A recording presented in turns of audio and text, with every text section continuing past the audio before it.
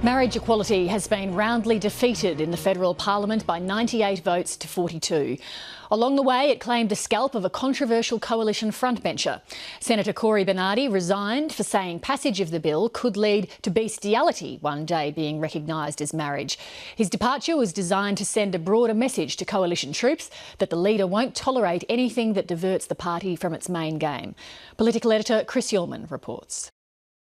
There is no more Conservative warrior in Parliament than South Australian Liberal Senator Cory Bernardi. At that stage, I was one of many that said this was another step that would undermine marriage. Last night he stepped up to speak for tradition in the same-sex marriage debate. And today we see the next step taking place. It is another push, and it's not the first one, it won't be the last one I'm sure, another push for same-sex marriage. The trajectory was clear. What is the next step? The next step, quite frankly, is having three people that love each other should be able to enter into a permanent union endorsed by society, or four people. But it was the conclusion that caused the difficulty. There are even some creepy people out there, and I say creepy, who are afforded, unfortunately, a great deal more respect than I believe they should, who say that, you know, it's okay to have consensual sexual relations between humans and animals, and you know, will that be a future step? Will that be one of the things that say, well, you know, these two creatures love each other, you know, maybe they should be able to join in a union? By morning, the Greens were demanding his head.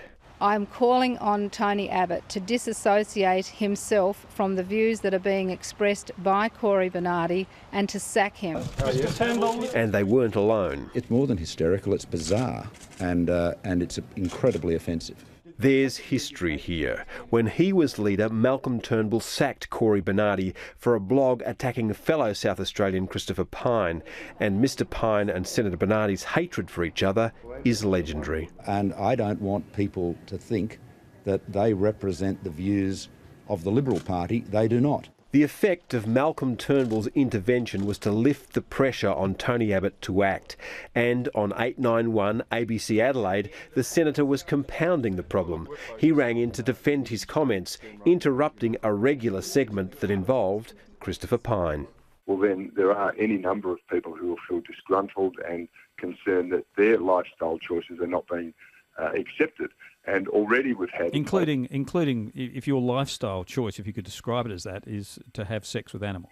Well, are you seriously suggesting that? Let's just deal with polyamory for a moment. We've had... No, you raised animals as well. Yeah, indeed, and I'll get to that in just a moment. It was all over by lunchtime. Last night, Senator Cory Bernardi made some ill-disciplined comments to the Senate.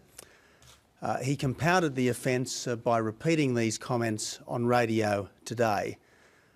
I had a conversation with Senator Bernardi.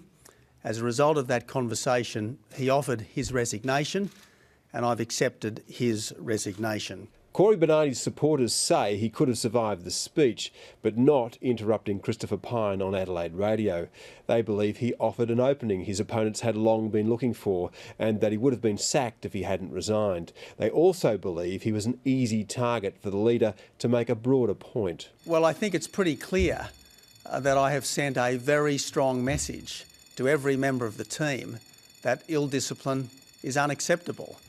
I think it's pretty clear that if you want to freelance, you can do so on the back bench, but you can't freelance from the front bench. Thank you, Mr President. The sacking cleared the way for Tony Abbott to elevate two talented backbenchers, John Howard's former Chief of Staff, Arthur Sinodinos, and South Australian Jamie Briggs. I am very proud to be putting both of them into the full ministry.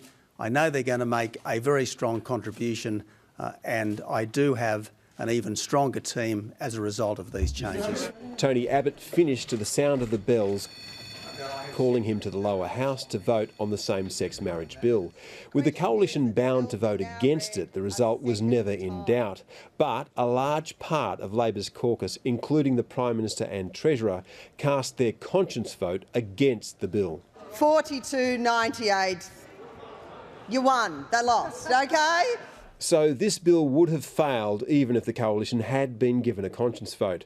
But from the Greens' worldview, the House of Representatives isn't representative. Rather than accepting that this is an issue that Australians want to see us deliver on, they want to see this reform happen, they want to see equal love recognised, the parliamentarians and their political parties and the factions failed. The dismay of those who had fought so hard for change was palpable. It doesn't matter, as a parent, how much you can provide your children love, security, education and stability, as when you have a gay child, you realise that that child is seen as second-rate in its own country, and that is not fair at all. There are moves afoot to bring a civil unions bill before Parliament. I haven't got a plan to bring it forward myself, but there are a number of other members who I am in very close touch with. I think Warren Entsch, you're familiar with Warren's initiative there, and I'm sure that when, as I suspect, the gay marriage bill, for want of a better word, is defeated, I think the civil union legislation, I'm very hopeful, will then be considered and I hope passed. But activists are now pinning their hopes on the states, with Tasmania due to vote on a same-sex marriage bill next week. We're not giving up. If something's worth having, it's worth fighting for. We'll see this reform happen state by state and territory by territory, and that will continue to put pressure on the federal government. Today also marked the return to Parliament of the Prime Minister, after a week away with her family, mourning the death of her father and then attending the funerals of 2 soldiers. We've been overwhelmed by people's kindness.